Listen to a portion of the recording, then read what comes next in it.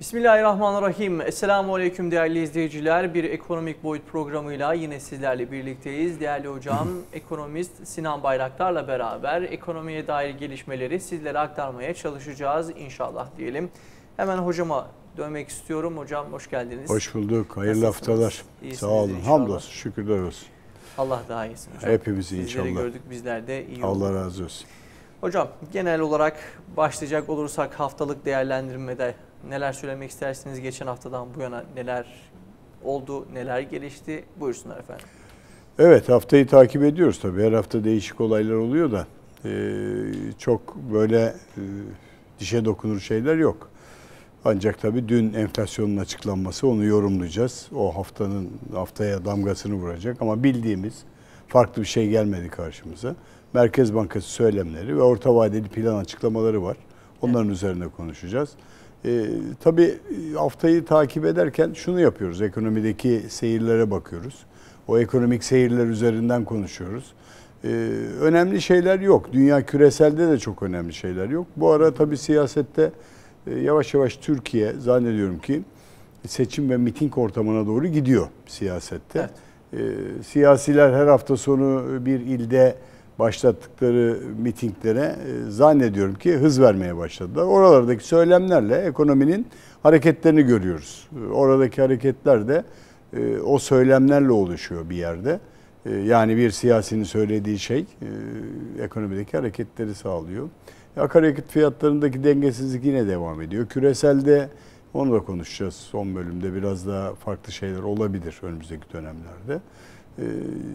Yine sağlık konusunda endişeler devam ediyor. İşte sivrisineğin bir takım virüs taşıdığından bahsediliyor. Evet. Tabii çevredeki gerginliklerin de biteceği de yok. Yani bizim işte Rusya, İran ve Türkiye görüşmesi dünyadaki diğer liderleri çok ilgilendirdi. Hala üzerinde tartışıyorlar. Özellikle Fransa çok üzerinde durduğu bir konu o. Haftada Macron damgasını vurdu o konuşmalara. Türkiye'nin dünyadaki konumunu yadsımıyoruz. Önemli bir yeri var diyor dünyadaki Fransa'nın ama Rusya ile görüşmeleri tek başına Türkiye'ye bırakmamalıyız gibilerinden bir ifade kullandı. Bu iyi bir söylemdi. İyi derken yani siyasette önemli bir çıkıştır o. Macron'un bu söylemi Türkiye açısından bakıldığı zaman iyi gibi görünüyor ancak bir sistem dolu bir söylem o. Tabii ki çok değişimler bu Eylül ayından itibaren geçen hafta da görüşmüştük. Eylül hareket ayıdır. Okullar açılmaya başlıyor. Haftaya okullar devreye girecek. Eğitim dönemi başlıyor.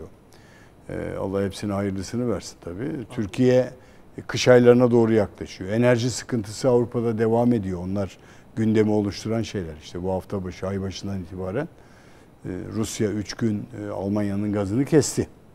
Dolayısıyla ciddi tartışmalar var. Yani Gazprom'u suçluyorlar. Anlaşmalara bağlı kalmıyorsunuz gibilerinden. Ama siyasette her an her şey değişebilir, farklılaşabilir. Onları görüyoruz. Haftaya damgasını vuran önemli olaylar onlar. Biz tabii bunların söylemleriyle gideceğiz.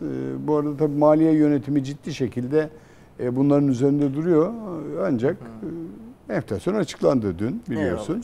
Beklediğimiz sonuç tabii 70 küsürlerde giderken 80. %81 olarak evet, yani 81 gibi bir rakam geldi. 80.21. Yine aylık bazda 1.46 artış var. Yani Türkiye'nin verilerine insanlarımızın maalesef artık güveni yok. Hatta böyle bir açıklamalar var ya da sosyal medyada gördüğümüz kadarını söylüyoruz hocam. Şuna sebep olan şeylerden birisi büyük ihtimal enerji de mesela. Tabii arttıran değerler var. Arttıran değerler var. Onu da konuşacağız enerji zamlarında da. Bazı kuruluşlar da farklı açıklıyor mesela enflasyon rakamlarını. TÜİK'in açıkladığı 80.21 ama İstanbul Ticaret Odası 99.9 açıkladı.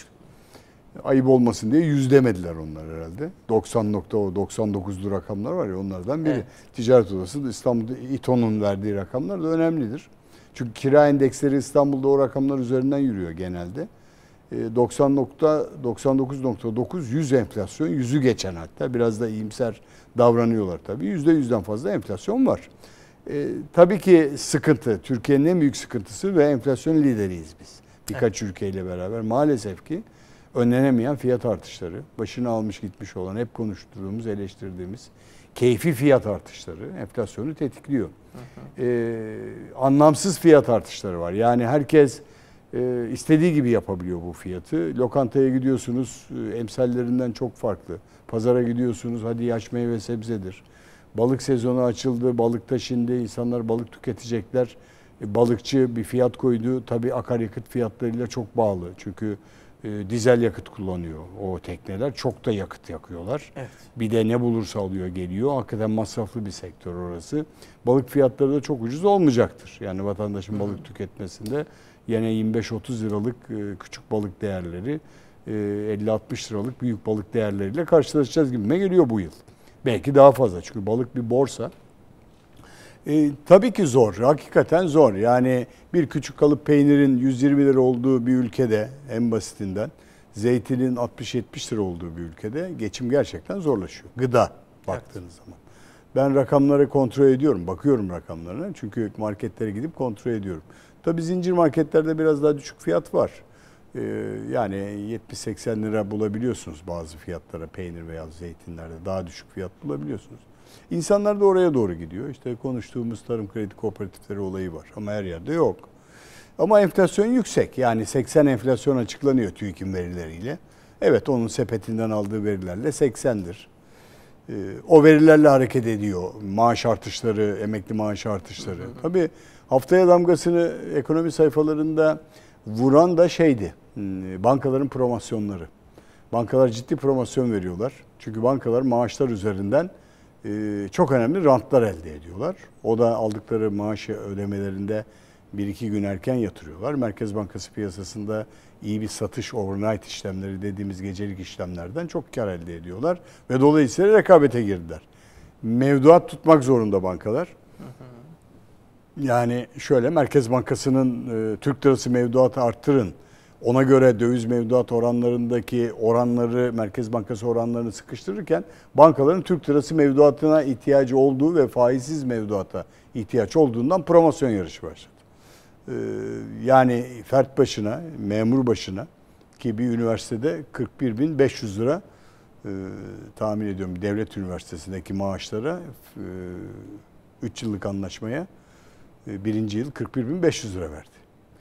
Herkes maaşında 41.500. İyileştirme aslında, nefis bir şey. Evet. Yani onu şeye bölerseniz 12 aya maaşta 4.000 lira falan ilave demektir yaklaşık. Maaşında 4.000 lira ortalamaya bölerseniz 12 aya 40.000 liraya aldığınız parayı, maaşınız 4.000 lira arttı demektir. İyi bir rakam geliyor. O iyileştirmedir. Enflasyona karşı güzel bir tedbir. Diğerlerinde 80-90 bin liraya varan şeyler var. Rakamlar konuşuluyor. Yani kamu kurum kuruluşları, özel sektör hepsi promosyon oluyor. Bu promosyon da bir yerde örtülü zamdır. Gizli bir zamdır. Yani ama diyorum rakamı, yani 41 bin lira bana verdikleri zaman 10 bin lira maaş alıyorsam benim maaşım 14 bin liraya çıktı. Evet. Demektir bu. Önemlidir. Yadsınacak bir rakam değil bu. Evet, verilmesi gerekiyor mu? Evet. Verilmesi de gerekiyor çünkü bankalar büyük kar elde ediyorlar. Tabii rekabete girdiği zaman serbest piyasa ekonomisinde yani ben veriyorum, sen de ver. Ben fazla topluyorum, ben gidiyorum. Örneğin çok büyük bir kuruluşun maaş ödemesini yapıyorum. Alıyorum maaşlarımı, 2 gün evvel hesaba yatıyorum. 2 gün onları Merkez Bankası ve para piyasalarında satarak değerlendirdiğim zaman oradan vereceğim promosyondan çok fazla para kazanabiliyorum. Bu bir matematiksel işlem. Ve veriyorlar. Yani baktığın zaman önemli değerler. Yani rakam hakikaten böldüğün zaman önemli bir rakama geliyor. Yani bugün emekliye de aynı şeyi verdi. 7 bin, 8 bin lira civarlarında bankalar emekli maaşına promosyon veriyorlar. Bana devret. Bu ne demektir? Ben sana 8 bin lira katkı sağladım demektir. Dolayısıyla enflasyonu aşabilme gayreti içinde bir takım şeyler yapılıyor. Türkiye ilginç bir ülke. Yani %80 enflasyonla sokağa dökülmemiz lazım bizim. Geçinemiyoruz, öldük, battık falan dememiz gerekiyor aslında. Yani hakikaten alamıyor vatandaş. Evet, doğru, maaşla geçinemeyen var. Ama çok ilginç bir ülke.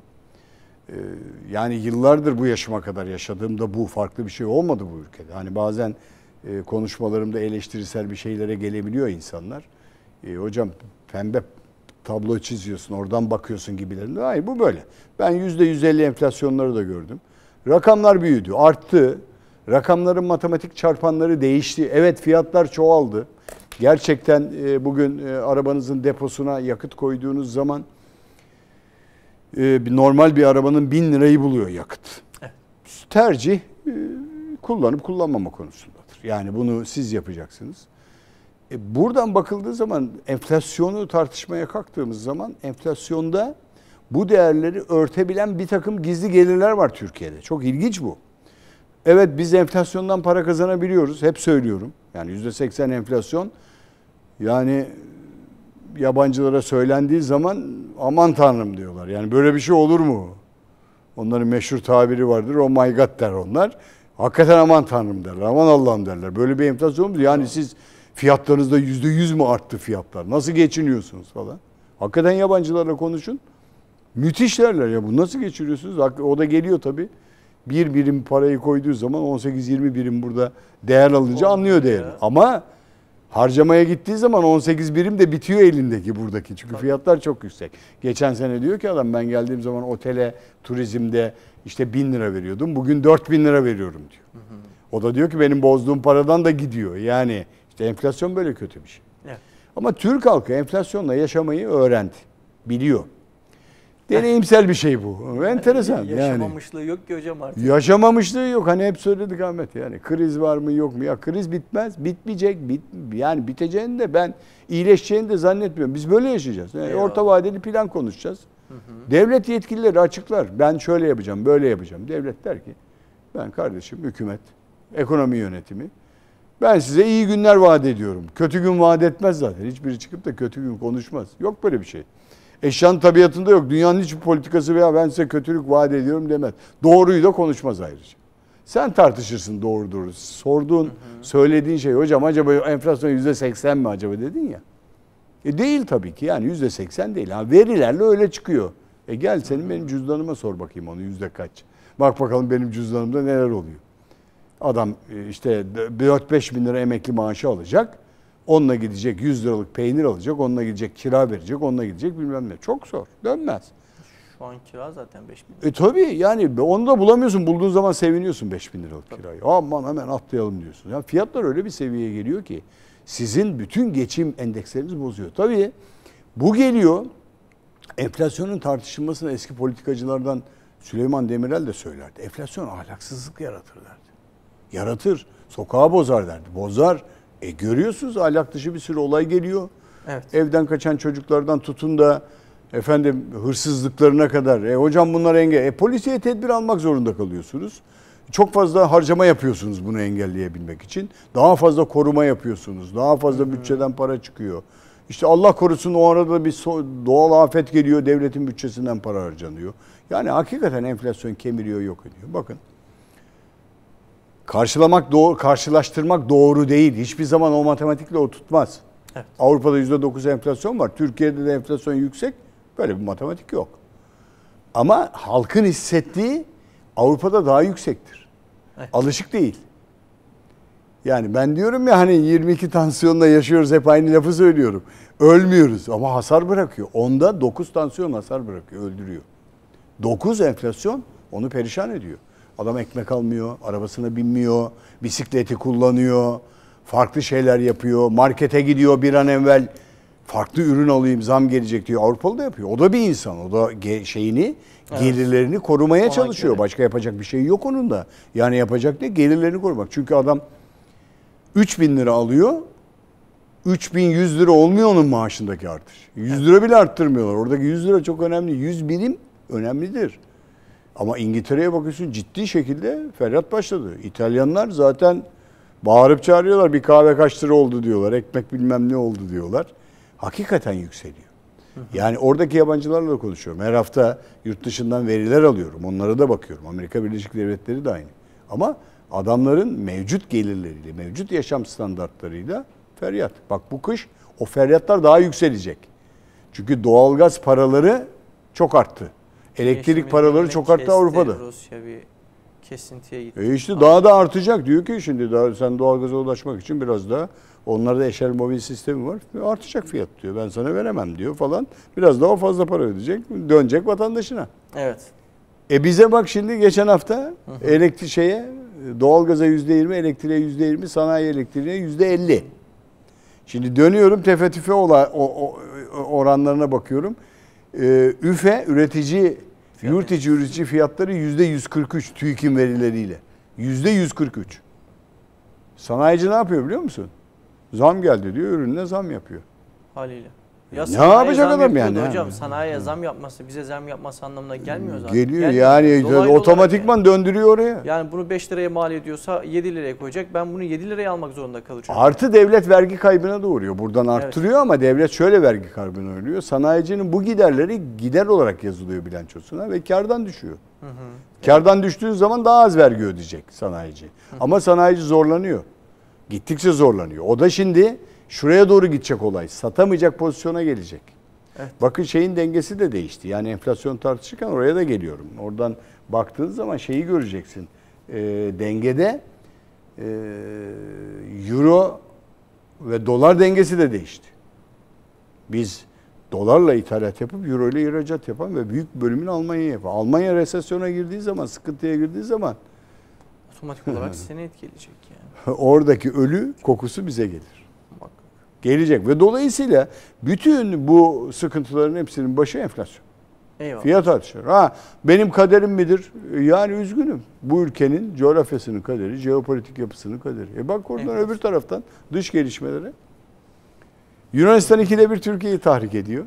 İç siyasi gerilimler nedeniyle Türkiye düşmanlığını körüklüyor oradan. Bizimkiler de farklı mesaj veriyor. Geçen hafta Genelkurmay Başkanı geçen gün uçağa bindi, tur attı.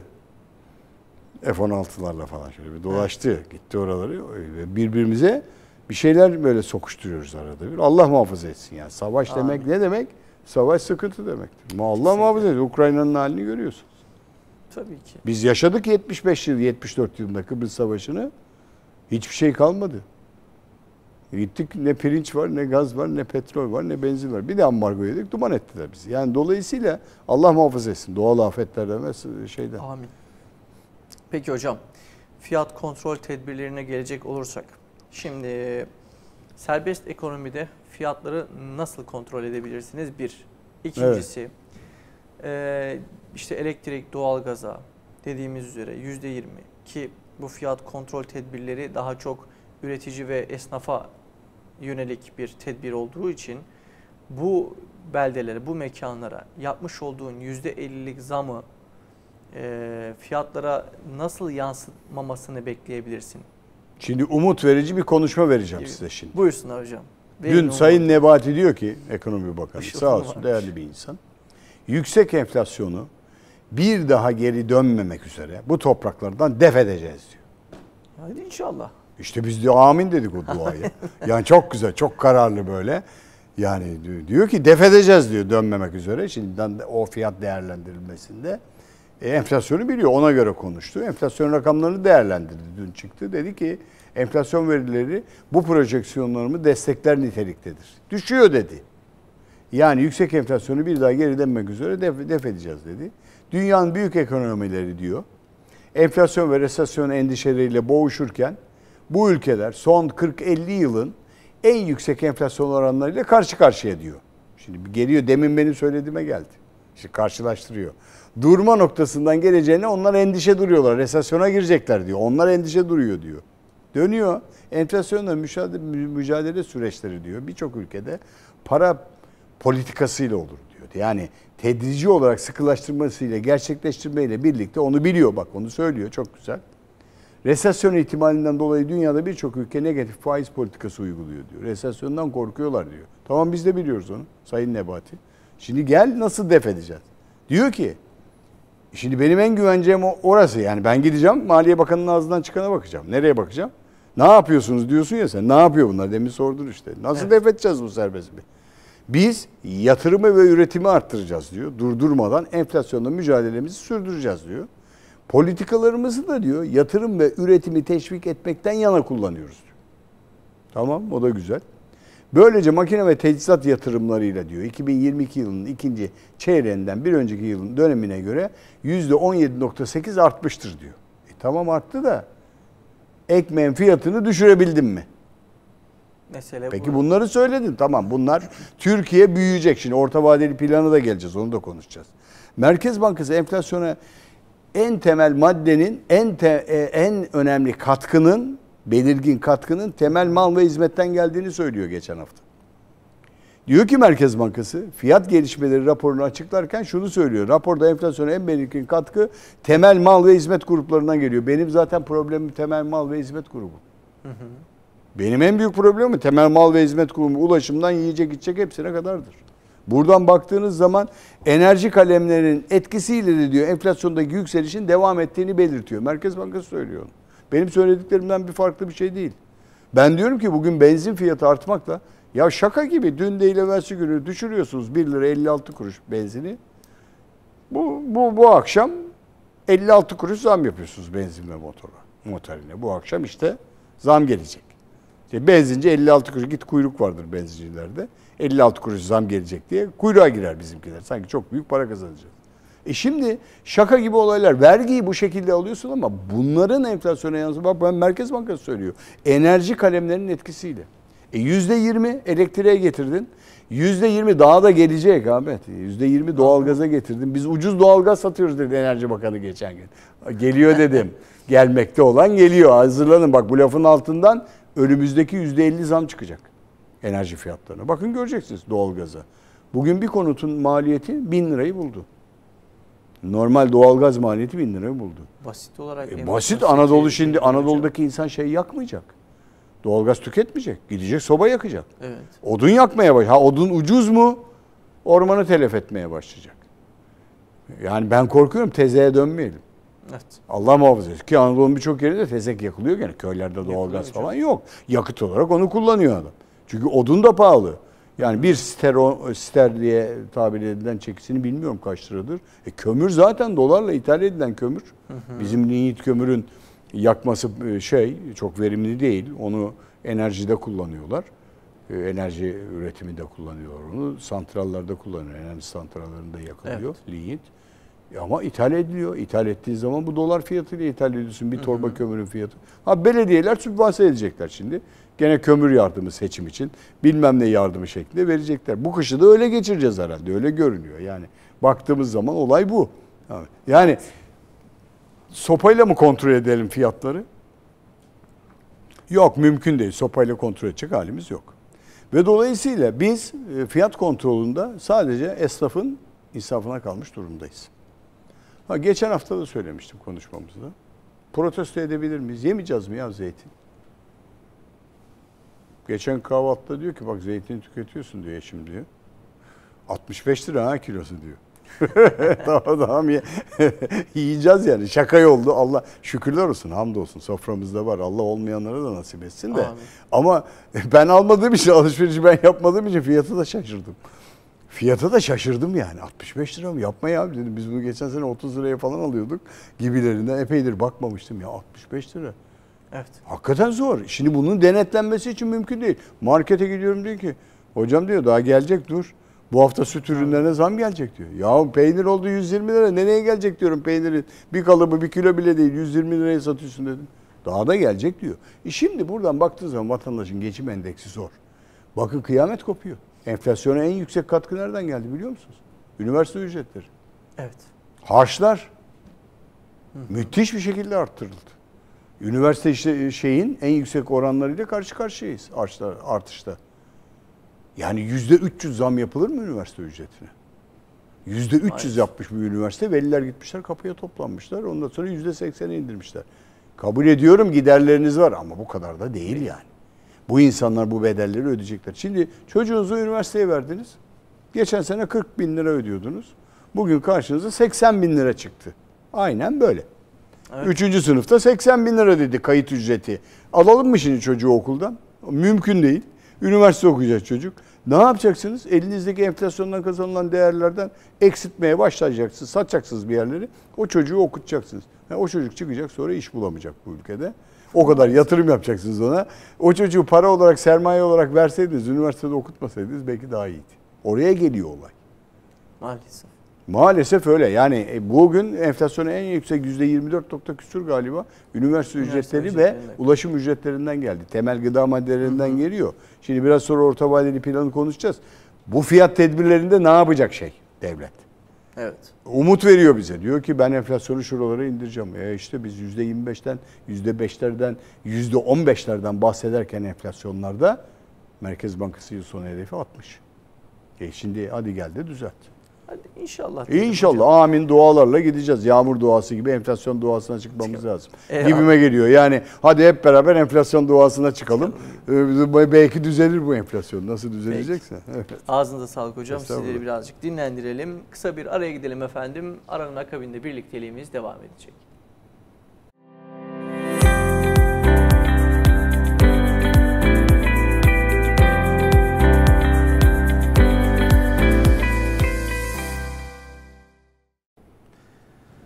Evet değerli izleyiciler, kaldığımız yerden devam ediyoruz. Değerli hocam ekonomist Sinan Bayraktar'la beraber ikinci bölümde orta vadeli program, enerji zamları ve küresel ekonomi verilerini konuşacağız inşallah. Fakat ilk bölümden kalan bir soruları soralım hocam. Enflasyon denildi ki %81.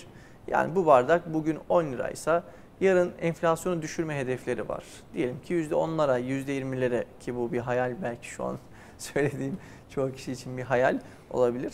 Düşürdüklerinde bu fiyatın yani bu bardağın fiyatı düşecek mi?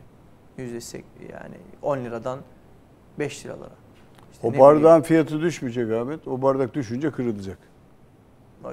Öyle kurtulacaksın. Gitti 80 liran da gitti. Eyvallah. Tamam mı? Düşmez, mümkün değil. Bak bir hekim arkadaşım çok güzel bir şey söyledi bana. Bir diyetisyen arkadaşım. Çok güzel bir şey söyledi ve hakikaten çok kullanıyorum onu. Dedi ki bak şu diyet yaparsınız dedi. Vücudunuzun bir genetik yapısı vardır dedi, hücre yapısı.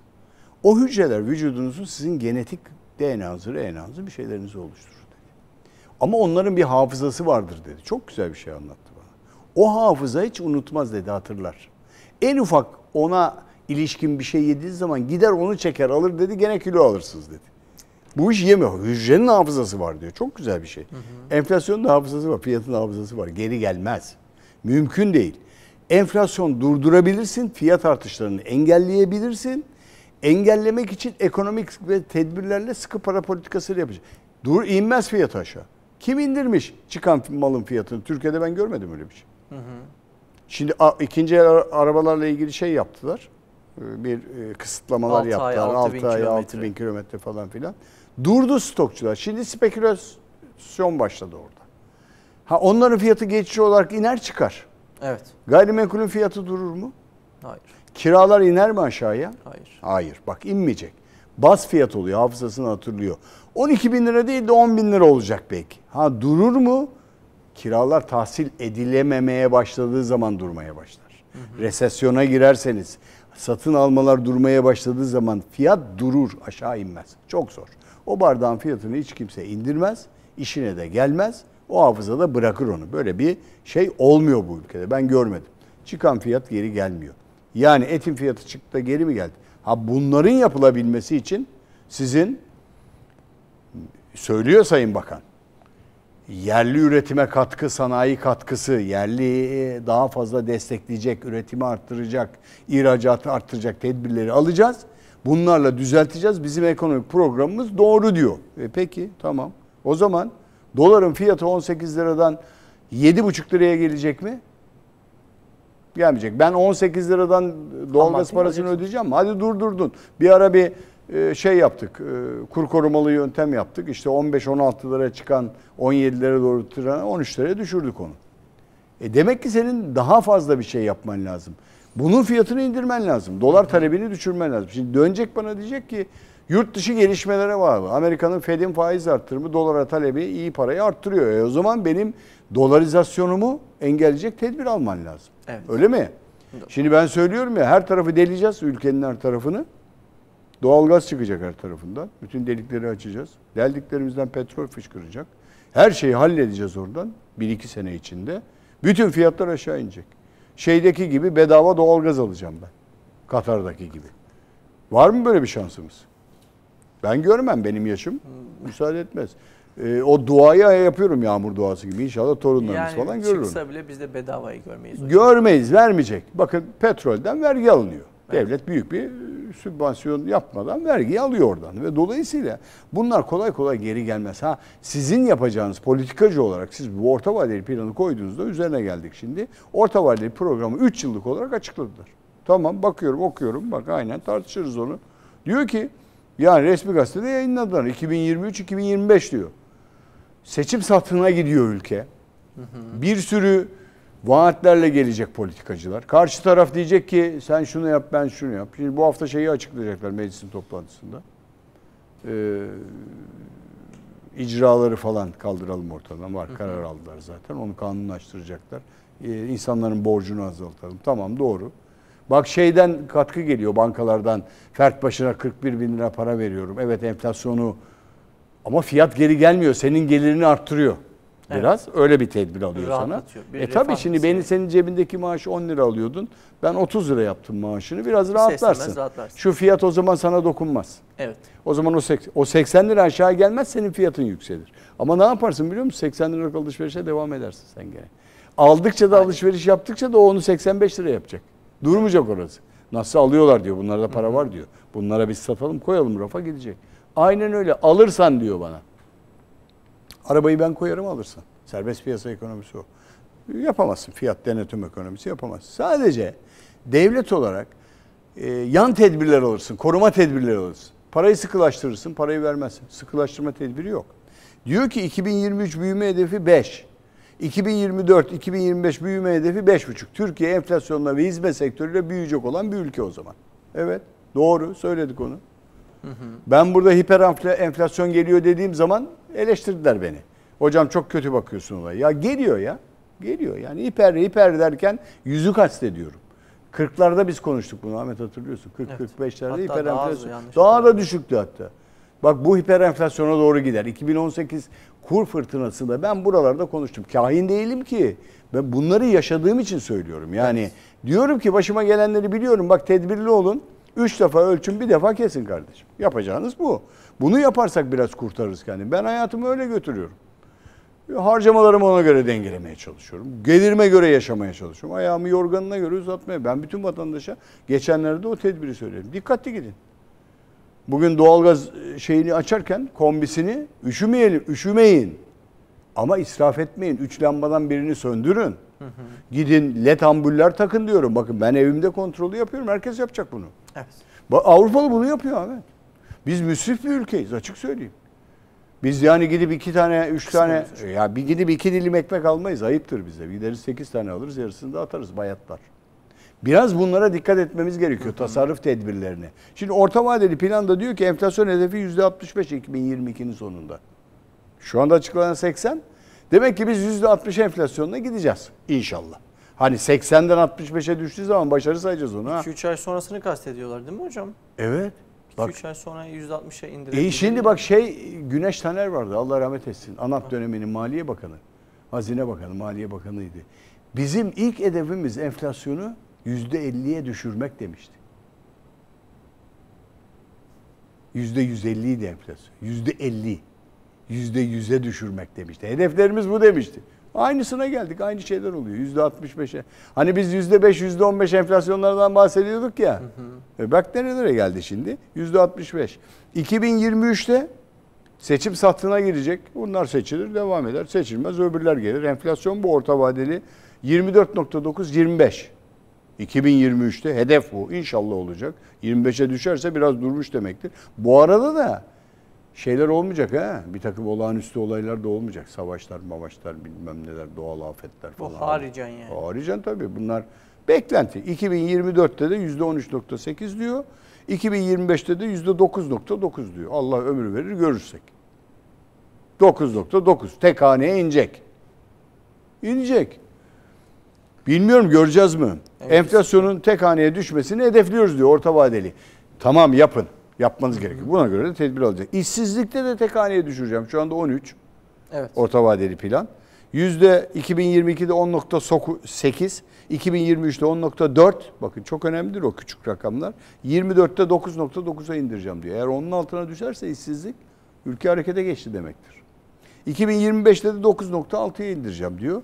Orta vadeli programda 3 yılda 2 milyon 661 bin kişi hedefledik diyor. Tamam, çalışıyor devlet. Bütçe açığının gayri safi yurt içi hasıla oranını da, bu çok önemlidir, %2023'te 3,5'a, program dönemi sonunda da 1,5'a. Bu en önemli oranlardan biridir. Düşüreceğim. Evet. Kişi başı geliri de 2023'te 10 bin doları aşıracağım ben diyor. 9.990. 9.485 dolar. İhracat hedefi 225 milyar dolar 2022 sonunda geliyor. Yaklaşıyorlar oraya. 2023'inde de 265 milyar dolar. Aynı şekilde bozmayacağım ihracatı diyor. 2024'te 285, 2025'te 305 milyar. Şu anda iktidarda olan görevliler 500 milyar hedefle çıkmışlar diyorlar. Hı hı. Güzel. Hedefleri yüksek tutun. Ulaşır ulaşamaz. Ama ulaşılabilir hedeflerle gelin. 500 milyar hedefini hep söyledi Sayın Cumhurbaşkanı. Başbakanken, Cumhurbaşkanıyken. Ama olmadı. Biz şimdi Türkiye belki küçük bir şans aldı. Rusya ihracatları, yani Rusya'ya yapılan ticaret Türkiye üzerinden döndü Avrupa'dan. Döndü. Hatta biliyorsun geçen hafta tartıştık. TÜSİAD, MÜSİAD ve ASKON'a gönderdiler, mektup. Amerikan Maliye Bakan Yardımcısı. Bak siz ambargoyu deliyorsunuz. Sizin şirketleriniz böyle şey yapıyor. Yaparız bak döveriz ekonominizi batırırız gibilerinden mektup geldi. Üçüne de geldi. Bir hareket yapmadık. Herhangi bir cevap da vermedik. İthalatı düşürmem gerekir diyor orta vadeli planda. 2022 sonunda 360 milyar dolar seviyesi. Bunu düşürmemiz gerekiyor. İnmesi gerekiyor ithalatın. Yani ithal ettiğimiz müddetçe bizim ürünlerimizdeki fiyatlar durmayacak. Peki hocam, benim evet, burada bir araya gireyim istiyorum. Şimdi ithalatı düşürelim diyorsunuz ya, misalen söylüyorum. İthalatı düşürmeniz için sizin ham madde üretimine geçmeniz lazım. Misal. Bir. İkincisi bilmiyorum. Çok ekonomiden anladığımı da sanmıyorum. Öğrendin sen ekonomiyi artık Ahmet. Kaç senedir aklımda kalan soruları soracağım. Cüzdanını biliyor musun? Biliyorum. Tamam, ekonomistsin sen zaten. Tamam. Eyvallah. İkinci, hani yerli üretime geçeceğiz diyor. Şimdi ham madde olmadığı için yerli üretime istediğiniz kadar geçseniz dahi ham madde ithali etmek zorundasınız. Evet. Üçüncüsü bu ham maddeyi dolar üzerinden veya euro ile alacaksınız. Veya euro ile fark etmez. Yani yabancı bir para birimiyle alacaksınız. Evet. Ve ürettiğiniz mallar da yine düşük olmayacak. Evet. Yani üretseniz dahi ham maddeyi aldınız, dolarla aldığınız için bu bardak yine maliyeti bana 10 liraya mal olacak. Aynen. Yine enflasyon olduğu gibi devam ediyor. Yani şu an görünüş aynen. Burada bir tek işsizliği azaltabilirsiniz belki şu üretici olacağız demekle, ama enflasyonda bir düşüşlük görmüyorum. Enflasyon bugün dolar kurunun yani indirmekle olmaz mı? Yani bugün doları indirirseniz enflasyon otomatik olarak inmeyecek mi? Veya durduracaksınız. Şimdi Merkez Bankası'nın dolar kuru hedefi 2023'e koymuş. İşte burada hedefi vardı. Bak ben sana söyleyeyim. ESBC'nin bir banka adı veriyorum. Yıl sonu tahmini 17,5'tan 19,5'a. Resmi haber. Mevsimsel turizm gelirleri destekçi olması resesyon baskısıyla 19. Yani diyor ki bir banka, koca bir banka, dünya bankalarından biri, cari açık genişleyecek. 2022 sonunda 19,5-20'lere çıkacak. 19,5-20 civarında. 2023'ün ikinci çeyrek sonunda 21'lerde olacak diyor. Yani ikinci yılın bu aylarında 22-23 liralık bir dolar kuru göreceğiz diyor. Demek ki biz senin dediğin o yüksek maliyetli gene almaya devam edeceğiz. Yine enflasyon. Ben söylüyorum 18 liralık 7,5 liraya indirebileceğiz mi doları? İndiremeyeceğiz. Biz pahalı mal almaya devam edeceğiz mi? O zaman ne yapacağız? Üretimi arttıracağız, yerli üretimi. Yerli üretimi arttırabilmek için yerli üretimde kullandığımız ithal malzemeyi azaltmamız lazım giderek.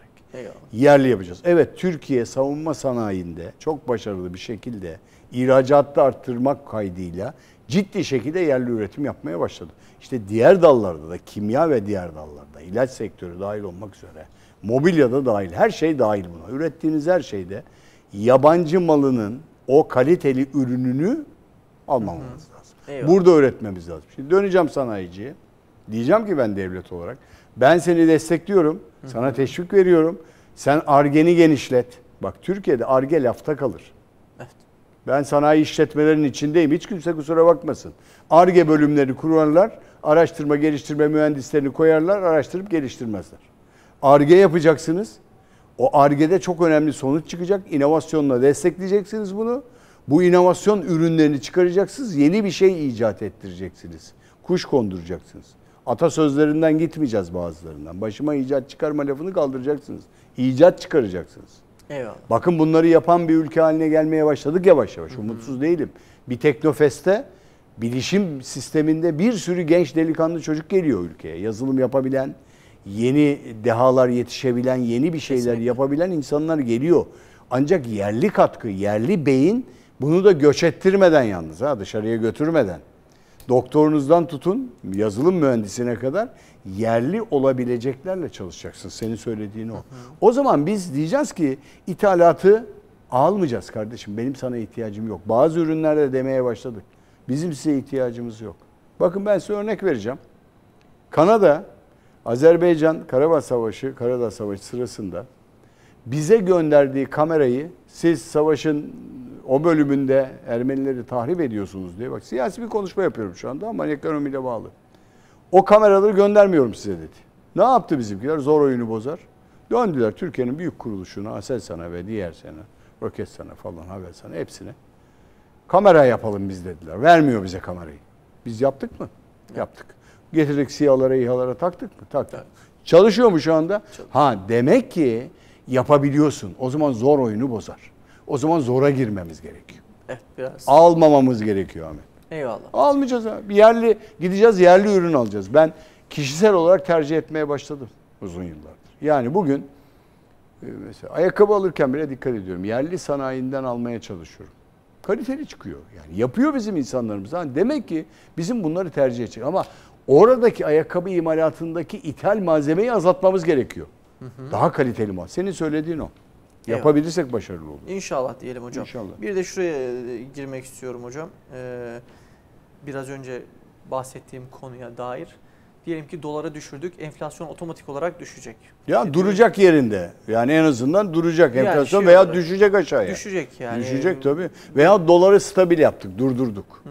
18 lirada kestik. Biraz daha da aşağı indirdik. İnme ihtimali de var yani. İnebilir, inmeyecek diye de bir şey yok yani. Eyvallah hocam. Evet. Bunu yaptığımızda misalen söylüyorum, doları düşürdüğümüzde biraz çelişkili Evet, konuşacağım yok biraz sonra estağfurullah. ama Estağfurullah. doları düşürdüğümüzde enflasyon düşecek ama bunun maliyeti düşmeyeceğini biliyoruz ya biz. O yüzden devam edecek. Evet. Bu defa ihracat hedefi azalacak. Azalacak Yani tabii. ihracat yapamayacaksın. Tabii ihracat Çünkü- çok. Alıştı kurlara. Evet. Ya Kura alıştı ithalatçı, diğer ihracatçı. türlü şu hocam. Tabii. Şimdi ilk başta evet 18 para birimi Evet. tekabül ediyordu bizim. Evet, evet. İşte bir dolar kuru Evet. misalen söylüyorum. Daha önceden bundan 5 tane alıyordu adam. Evet, Enflasyon yükseldi. Bundan 3 tane almaya başladı. Evet. Eyvallah yine iyi Tamam, geliyor. iyi geliyor, Ama evet. dolar düşmeye başladığı zaman diyecek Evet. ki kardeş ben bundan bir tane alıyorum. Ben niye senden almaya başlayayım deyip Tabii. bir başka pazar Arayacak. ve gidecek. Bu da ihracatı düşürmüş olacak. Düşürür. O ne yapıyor biliyor musun şimdi ihracattaki olayı? Avrupalı, Amerikalı, Nijeryalı bilmem ne. Diyor ki siz geçen sene bana verdiğiniz 1.25 lira birim fiyatını indirin aşağıya diyor. Evet. Çünkü diyor sen diyor dolardan büyük para kazanıyorsun. Görüyor kurları. Aptal değil ki adam yani. Bakıyor makineye görüyor. Diyor ki ben 1 dolara sattığımı bozuyor adam 18 lira alıyor. Devlet teşvik veriyor bilmem ne yapıyor. Geliyor sana masaya oturduğu zaman yeni anlaşmada revize et onu diyor. İndir 25 kuruş diyor. 25 sent daha düş aşağı. Biz ihracatı düşürmemek için onu düşürmek zorunda kalıyoruz. Tehlikesi odur. Bak ikinci tehlikesi dünyanın resesyona girmesidir. Durgunluğa girmesidir. Eyvallah. Avrupalı mal almazsa, tüketmezse nasıl satacaksınız? Ben de onu diyecektim. Mallar elinde kalacak bu defa. Yine gelişmezlik bir durum söz konusu olacak. Amerika'da ikiz kuleleri bombaladıkları zaman Bush'un konuşmasını ben hiç unutmuyorum. Çıktı ekrana ne dedi biliyor musun? Korkmayın. Bu bir saldırıdır. Bu dedi özel yapılmış bir saldırıdır. Hatta suçladı bir takım etnik olarak, dinsel olarak da suçladı. Amerikan halkına sesleniyorum. Korkmayın çıkın dışarıya alışveriş edin dedi. Bak hiç unutmuyorum o cümlesini. Alışveriş edin demek ne demek biliyor musunuz? Durur her şey. Her şey durur. Durdurmayın dedi. Bugün alışveriş etmezseniz durursa, resesyona girerse siz mal da satamazsınız. Tükettirmemiz, Büyüme oranı. bu kapitalistteki tüketim ekonomisi üzerine kurulmuştur. Yani tükettirir, reklamından rengine kadar, pazarlama şekillerine kadar tükettirmek üzere kurulmuş bir ekonomi sistemidir. İnsan ihtiyacı üzerinden ekonomiye tanımlanır. Evet. Ekonomistler insan ihtiyaçlarını yorumlarlar. İhtiyaçları karşılama sanatıdır ekonomi. Oradan gider, oradan yürür. Ve dolayısıyla adam söylüyor, diyor ki bak kuleler bombalandı ama ben size diyorum ki çıkın dışarıya, sokağa alışveriş edin. Senin söylediğin o. O alışverişin durmaması lazım. Fiyat durmaz. Fiyat yerinde kurur. Senin gelirin artar. Eyvallah. Senin gelirin artar. Senin refah düzeyin artar. Ben fiyatları stabil ederim. Dolar fiyatı 25 lirada olsa benim gelirim 200 liraysa bana tesir etmez. Ha, benim ithalat yapacağım malzeme, orta vadeli plan onu getiriyor. Ben o zaman benzini daha ucuz alabilirim. Bak söyledim. Geçen hafta da dedim ki bak geliyor. Gelmekte olan geliyor dedim. Elektrikli araçlar geliyor. Elektrik önemli bir madde olarak gelecek karşımıza. Bugün artık arabalarda birçoğunda elektrik kullanılacak. Benzinci benzin pompalarını kaldıracak. 30 yıl sonra, 40 yıl sonra, 50 yıl sonra bakın göreceksiniz. Dün sabah okudum. Almanya'da hidrojenle çalışan trenler devreye girdi. Hidrojenle çalışanlar. Hidrojen ve yakıt tüketimi şöyle yani 1 litre hidrojen 4 litre dizele denk geliyor. Bak ne kadar önemli bir buluş yaptılar. Trenlerde kullanılmaya başlandı. Yaklaşık mesafesi 150 kilometre sürat yapıyor. İşte bayağı bir kilometrede gidiyor yani. Bayağı bir saatte gidiyor hidrojenle ve su buharı şeklinde atık yapıyor. Su buharı ve Mükemmel. yani buhar şeklinde atık yapıyor. Bak hidrojen geliyor. Şimdi fosil yakıtlar, enerji fiyatları canımızı çıkarıyor şu an. Enerji zamlarından girecek. İşte gir enerji zamlarında bak, enerji zamlarına baktığın zaman şimdi ben ne yapacağım? Ben gene kışın getireceğim, bakliyat getireceğim, bilmem ne getireceğim. Gene mazotla taşıyacağım. Mazota zam yapıyorsun bu akşam. Getiriyorsun, gene benim taşıma ücretim artıyor. Doğalgaza zam yapıyorsun, artıyor. Ha, yapmayacak mı? Yapacak, evet. Ama benim bunu karşılayacak değerleri yakalamam lazım. Ben buna, yani burada eleştirisel sisteme girmiyorum. Ben kendi yaşamımdan örnekler vererek konuşuyorum. Ekonomi bu. Tamam, pembe tablolar var, orta vadeli plan. Aman korkmayın ha, bak Maliye Bakanı gene çok güzel umut verdi. Def edeceğim diyor ya. Bu topraklara bir daha gelmemek üzere. Harika bir söylem. Nefis. Hadi yürü dediğimiz arkasından gidelim biz, def edelim. Ama sopayla kovalanmıyor. Yani topla tüfekle de kovalanmıyor. Onun bir şeyi var. Matematiksel sistemi var. Evet. Doları ortadan kaldıramıyoruz. Onu yapamıyoruz, bunu yapamıyoruz. Yani o zaman bizim kendimize dönmemiz lazım. Kendi iç dinamiklerimizle hareket ettiğimiz zaman bir şeyler çözülür. Bir insan kendini yönettiği zaman çözülüyor. Ben hep hayatımda ona inandım. Kendinizi yönetme noktasına getirmemiz lazım olayı. Biz yönetebiliyor muyuz kendimizi? Alırken, tüketirken ona göre kontrollü gitmem lazım. Ben de müsrif tarafım vardır benim. Zaman gelir abuk subuk alışverişler yapabilirim. O müsrifliği ortadan kaldıracak. Hocam şimdi beni dinliyor kesim. Hocam paramız var mı ki müsriflik yapalım? Ya insan ihtiyacı bitmez. Bakın size çok basit bir örnek vereceğim. Bugün sigara soruyorum fiyatları. Ben kullanmam. Sigara fiyatlarını soruyorum. 25-30 lira civarında. Sarma tütünün fiyatı da bilmem kaç lira civarında. Ya bugün sigara içen o sigarayı bırakabilir mi? İradesini kullanarak bırakır. İnsan iradesi kadar güçlü bir şey yoktur. Bıraktığınız anda bütçenize gelecek katkı, günde bir paket içseniz düşünün 600-700 liralık bir katkı gelir bütçenize. En basitinden ekmek paranızı karşılarsınız. Kendinizi koruma yöntemi olarak. Yani çok fazla tüketip hasta olmayabilirsiniz. Bunlar çok çok önemlidir. Yani bu değerlerde önce kendinizi yönetmeniz gerekiyor. Ben ona bakıyorum. Hani hep söylediğim o. Berber makası gibi 10 defa şaklayıp bir defa kesme. Terzi makası gibi, bak benim tabirim çok sevdiğim bir şeydir. 3 defa ölç, bir defa kes. Dolayısıyla tedbir, temkin ve önerileri hep açık olmamız lazım. Biz öyle büyüdük, öyle gittik. Sizin nesil de öyle gitmesi lazım. Çok hercai yaşadı bu nesil. Evet. Bak hepimizin evinde, odasında birer televizyon vardı. Ben Avrupa'ya giderdim, bir tane televizyonları bir salonda, evlerinde dururdu. Yoktu. Biz lükstük. Ben dahil buna, hepimiz. Biz orada bir toplumuz. Buldukça harcıyoruz. Doğru. Bugüne bugün, yarına Allah kerim diyoruz. Bu böyle gitmez. Kadınlar dizilerini izlemek için mutfağa bile alıyorlar. Bakın aynen öyle. Şeyde de bakın, iklim krizi geliyor, gösteriyor. Yarın öbür gün su kaynakları ve şeyler tükenecek. Yani gıdada işte savaşta yaşadığımız buğday krizini gördünüz. Daha kötüleri de gelecek. İyi, onları sonra konuşacağız, gıda krizini. Eyvallah hocam. Yani. İnşallah Evet, haftaya inşallah. da küresel ekonomi verilerine de değiniriz. Onlara değineceğiz, evet. Bu çok değişemedi. Biraz başta söyledim küresel ekonomiyle ilgili, ama küresel sistem mevcut sistemi deşiyor. Küresel sistem olduğu müddetçe, bakın küresel sistemden çok basit bir şey söyleyeyim size. IMF Başkan Yardımcısı bütün merkez bankalarına dikkatli gelin, tedbirli olun mesajı gönderdi geçen gün. Evet. İşte ortada. Eyvallah. Dikkatli olun, sıkı para politikasına gidin diyor. Hovardalık etmeyin diyor. Bu kadar basit. Peki. Çok teşekkür ederiz Rica hocam. ederim. Ağzınıza sağlık. Estağfurullah. Sağ olasınız. İyi ki katıldınız. Sağ olun. Evet değerli izleyiciler, Ekonomik Boyut programının sonuna geldik. Haftaya aynı saatte görüşmek dileğiyle. Hoşça kalın. Allah'a emanet olun.